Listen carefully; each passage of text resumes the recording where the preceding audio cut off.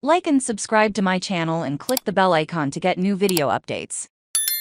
Canadian Roundtable, favorite Toronto race. Note: this week's Roundtable will not feature riders from INDYCAR.com. Instead, former and current Canadian drivers and team officials from the INDYCAR series will be present for a change, as the series celebrates its annual trip to the Honda Indy Toronto in Canada, on July 16th. Largest city, does Devlin DeFrancesco. The first INDYCAR race won was there in 2012 and I was 12. Tony Kanaan drove for KV. From my memory, I've known Tony since I was 9 or 10 years old. When he went to a kart in 2009 race at Homestead came. He was a coach, but I think he was watching me and I was pretty quick that day. He started talking to my dad, and that started things off between us. So I went to this race in Toronto and saw him racing, and being only 12 years old, I wasn't old enough to get special access or get there. But I remember how cool it was to my first INDYCAR to go racing,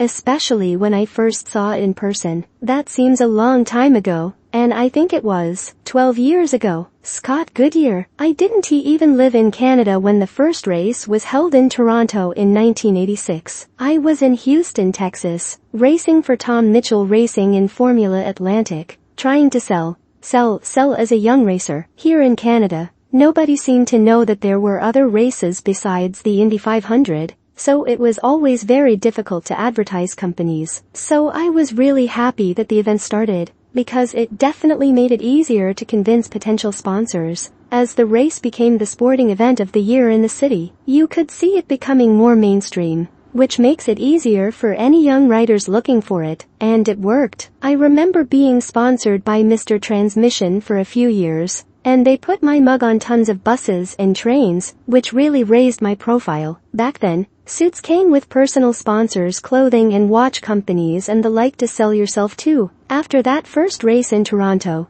you could pick up the phone and people said they knew all about it.